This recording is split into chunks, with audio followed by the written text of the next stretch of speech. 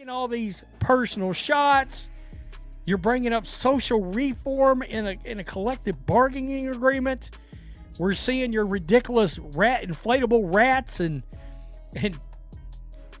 freaking digital banner on the side of a truck. And it's starting to feel like low-budget AA baseball shit. Watch that moment again carefully. What you're hearing there isn't anger about money. It's not even frustration about negotiations. It's the sound of a public relations strategy imploding in real time, loud, obvious, and impossible to spin afterward.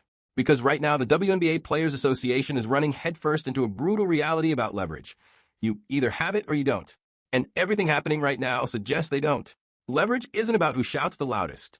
It's not about optics, symbolism, or protest aesthetics. Leverage is about timing and power. It's about what the other side loses if they say no. And when you're rejecting six-figure raises while rolling out inflatable rats and protest trucks, that's not leverage. That's mixed messaging at best and self-sabotage at worst. The league is in a moment of unprecedented visibility. Attendance is up. Media attention is real. Sponsors are watching closely. This should be the cleanest negotiation window the players have ever had. Instead of presenting a unified, disciplined message centered on numbers and outcomes, the union is allowing the narrative to drift into theatrics. And once that happens, perception changes fast. The average fan doesn't understand CBA minutiae. They don't follow revenue splits or expense structures. What they understand is contrast. And the contrast right now is jarring. On one side, owners talking about million-dollar contracts. On the other, players staging symbolic protests that look disconnected from the actual money being discussed. That disconnect is where sympathy starts to erode. Not because fans suddenly oppose higher salaries, but because they start questioning strategy. They start asking whether the people negotiating actually understand the moment they're in. Leverage only exists if the public, the sponsors, and the media believe your position is reasonable and urgent. Once that belief cracks, the power shifts immediately. What we're watching isn't a labor movement gaining strength. It's one losing narrative control. And in negotiations, losing the narrative is often the first step toward losing the deal. Andrews come out, and she's over at ESPN. And there's Alexa Philippou talking about the WNBA-PA discussing a moratorium proposal that would apply to an upcoming league business, including free agency qualifying offers and core designations, which were set to begin as early as Sunday. Breanna Stewart said that while a qualifying offers may be going out, there's an understanding from all players that no one should sign anything because any contract signed would fall under the current CBA numbers. I think everybody understands that. Not the ones they are fighting for in the current negotiation. Here's the part that gets lost in the noise. When we talk about millions, people picture Caitlin Clark, Aya Vilson, Sabrina Ionescu, Angel Reese, players with shoe deals, national ads, and long-term security. But that's not who this negotiation is really about. It's about the 6th through 11th players on a roster. The ones making around $100,000 right now. The ones who spend their off-seasons overseas just to cover basic expenses. The ones balancing professional basketball with financial anxiety. For those players, a $2 million contract isn't luxury, it's transformation. It's the equivalent of 5 years of current salary in one season. 5 years, that's the difference between renting indefinitely and owning a home. Between paycheck anxiety and financial breathing room. Between planning month to month and planning a future. And that money isn't hypothetical. It's sitting there, proposed, structured, waiting. That's why the league's move is so effective. It targets the quiet majority, not the headline stars. And those players don't need slogans, they need stability. Right here, I put this up this morning. How long before the WNBA players start chewing their own legs off, trying to get off a sinking ship? You've got a lot of women turning down a lot of money. $2 million by the end of the new CBA is a lot of bread just laying there to be picked up. And that's the whole thing. The money is now officially, because it's been offered from the league, the money's just laying there. You're walking down the street and you look down, you're like, damn, I'm a player that's been making $100,000 and there's a $500,000 laying there. There's 5 years worth of salary. In the first year of the CBA, there's 5 years worth of salary laying there. Here's what just happened and why it matters far more than it looks on the surface.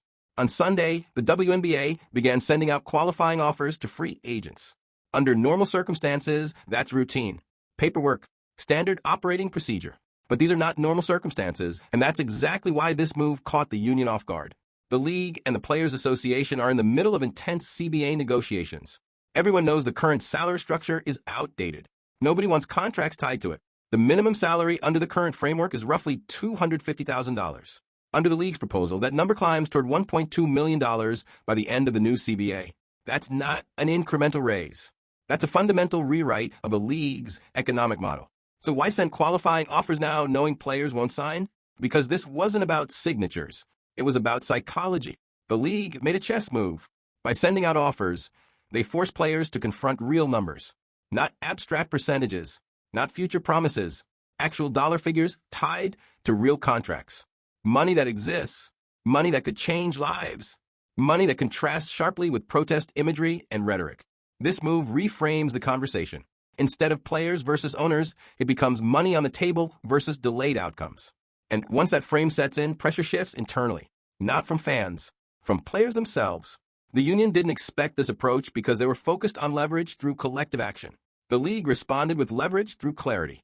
And clarity is dangerous when expectations are inflated. This wasn't a procedural step. It was a narrative maneuver, one that subtly asks players a hard question. How long are you willing to wait for what's already being offered? And I'm going to keep walking.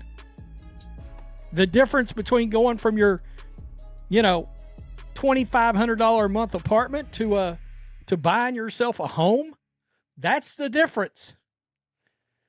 They wanted some stability. They wanted some ability to change their lives. They've got buying home money on the table. And we're not talking about the Caitlins and the Asias and the Angels, Sabrinas that have all these endorsement deals. That's not who we're referring to here. I'm talking about the 6th through 10 player, 11 player on. 6 months ago, the story was simple and powerful. WNBA players are underpaid. The league has exploited their labor for decades. Change is overdue. That narrative had momentum, credibility, and public support. Then the owners responded with real money. Not token raises, massive ones, 6-fold increases at the minimum level, nearly 9-fold at the top. And instead of shifting into focused, numbers-driven negotiation, the union escalated theatrics. Social reform demands entered the spotlight. Protests went visual. Inflatable rats appeared. Billboard trucks circled headquarters. And that's when the narrative fractured. The public didn't turn against higher pay. They turned against confusion. They started asking a simple question. If the money is there, what exactly are you fighting for now? Once that question enters the conversation, leverage erodes fast. Sympathy becomes skepticism. And skepticism is deadly in negotiations that rely on public pressure. This isn't about morality. It's about messaging. And right now, the message is losing coherence at the worst possible time. Money all these years, except how can the owners ever look at that when they've never turned a profit and take it seriously? I mean, it's like the one equation. Do you recognize none of the players ever bring up the fact that this league's never made a profit? None of them. And it's common knowledge. It's common. I mean, there's sports fans that don't give a rip about the WNBA that knows it's never made a profit. Why? Because it's been a running joke forever. Breanna Stewart, co-founder of Unrivaled and vice president of the Players Union, moved quickly. She told players not to sign anything. Her reasoning was straightforward. Any contract signed now would be tied to the current CBA numbers, not the future structure the union is fighting for. That advice makes sense on the surface, but it also completely misses the league's intent. Nobody, and this is critical, nobody thought players were going to sign those deals. Not the owners, not front offices, not the media. That was never the objective. The league wasn't fishing for signatures. It was planting anchors. Anchors are psychological reference points. Once a player sees a number, it becomes real. It sticks. And when that number is significantly higher than what they're currently making, it reframes every delay as a cost. The union's public response focused on unity and discipline. But internally, those offers create questions. Quiet ones, private ones, especially for players who aren't stars, who don't have endorsement safety nets, who don't have overseas fallback plans anymore. While the union stages protests with inflatable rats and mobile billboards, the league is forcing players to imagine their bank accounts under a new reality. One strategy appeals to emotion. The other appeals to survival and stability. History shows which one wins more often.